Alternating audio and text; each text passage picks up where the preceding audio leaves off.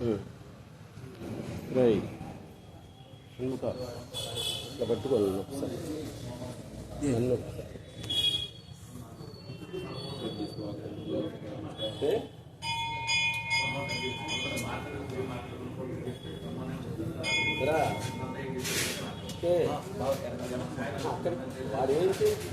బాగా అండి.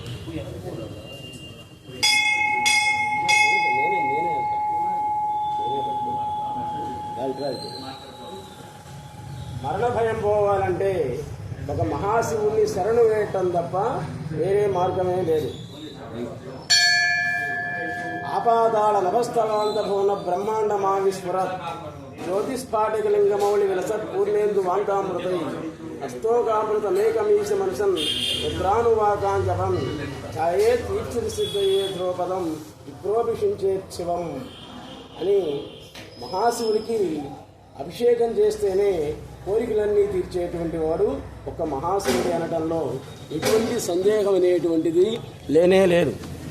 ఇప్పుడు చూస్తున్నారు కదా, మనం కమఠాచలంలో ఉన్నటువంటి కమఠాచలం అనే పేరున్నటువంటి వినుకొండలో ఉన్నాం. ఇది కమఠాచలం, అరుణాచలం, అనిలాచలం లాగా కమఠాచలం అసలు సత్యయుగంలో కమఠాచలమే. కాలక్రమంగా అది వినుకొండగా మారిపోయింది. విన్నకొండ, వినుకొండ, విష్ణుకుండిల నగరంగా మారిపోయింది. కమఠం అంటే తాబేలు. ఆ సత్యయుగంలో తాబేలు పరమశివుణ్ణి గురించి తపస్సు చేసింది, మునిగా మారిపోయింది. చివరికి కమఠ ముని అయిపోయాడనమాట. చిట్ట చివరికి ఇంకా తపస్సు ఆగల. కమఠం మునిగా మారిన తర్వాత కూడా మహాతపస్సు చేస్తూ ఉన్నాడు. మహాశివుడు ప్రత్యక్షమయ్యాడు. ఏం కావాలి అని అడిగాడు. నా వీపు మీద నీవు నిలబడి ఉండాలి స్వామి అని కోరాడు కమఠ ముని. అయితే నీ కోరిక తీరాలి అన్నట్లయితే ఇంకా ఈ యుగం అనేది మారిపోవాలి. ఈ సత్యయుగం తర్వాత ఇంకో యుగం వస్తుంది. ఆ యుగంలో శ్రీరాముడుగా నేను జన్మిస్తాను. ఆయనే తీసుకొచ్చి నన్ను నీ వీపు మీద ఉంచుతాడు అని అభయాన్ని ఇచ్చాడు పరమశివుడు. అందుకే కమఠముని చేత తపస్సు చేయబడినటువంటి అచలం కాబట్టి ఈ వినుకొండకి కమఠాచలం అనేటువంటి పేరు వచ్చింది. ఇది చాలామందికి కూడా తెలియదు. కమఠాచల శివ, కమఠాచల శివ, కమఠాచల శివ, కమఠాచల అని అంటాం. అందుకే అరుణాచలం, అనులాచలం లాగా ఇది కమఠాచలం అనటంలో ఎటువంటి సందేహం అనేటువంటిది లేనే లేదు. మహాశివుడు ఎంతోమంది దుర్మార్గులను కూడా అభయాన్నిచ్చినటువంటి వాడు మహాశివుడు. మరణ భయం పోవాలంటే ఒక మహాశివుడినే శరణు వేడాలి. అంతకంటే వేరే మార్గం మానవుడికి లేనే లేదు. కరడుగట్టినటువంటి రాక్షసులకు కూడా, కరడుగట్టినటువంటి మహారాక్షసులకు కూడా అభయాన్నిచ్చినటువంటి వాడు మహాశివుడు. వేద పండితుల యొక్క వేద మంత్రాలు మనం వింటున్నాం కదా. శ్రీరాముడు రావణాసురుని చంపిన తర్వాత కౌసల్యాదేవి ఆజ్ఞానుసారంగా శివలింగాలను ప్రతిష్ఠించాడు. అందులో ఒకటి పల్నాడు జిల్లాలో ఉన్నటువంటి వినుకొండ గ్రామం. అదే కమఠాచలంగా మారిపోయింది. విన్నకొండ, వినుకొండ, విష్ణుకుండిన నగర్ అనేటువంటి పేర్లతోటి విరాజిల్లుతూ ఉంది. మానవుని యొక్క కోరికలు తీరాలి అంటే వినుకొండలో ఉన్నటువంటి ఆ రామలింగేశ్వరునికి అభిషేకం చేసినట్లయితే చాలు.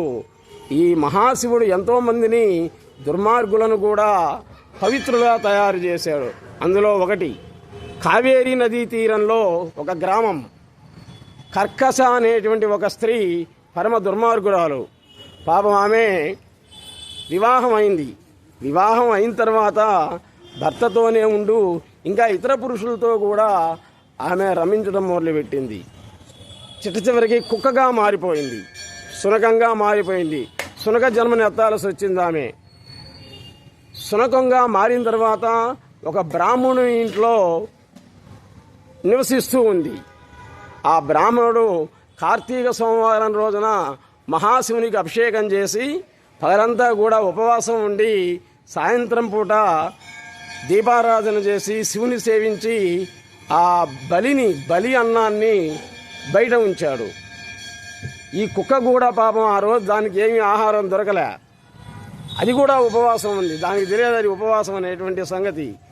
చిట్ట చివరికి బయట బలిగా ఉన్నటువంటి అన్నాన్ని ఈ కుక్క అనేటువంటి తిన్నది.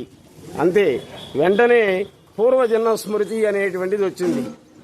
పూర్వజన్మ స్మృతి లాగానే అప్పుడు అడిగాడు ఆ బ్రాహ్మణుణ్ణి, ఏంది నీవు అని అడిగాడు. అప్పుడే చెప్పింది, పూర్వజన్మలో నేను మహా దుర్మార్గురాలిని, అందువల్ల సునక జన్మాన్ని ఎత్తాల్సి వచ్చింది అని చెప్పింది. ఆయన ఇచ్చినటువంటి దాంట్లో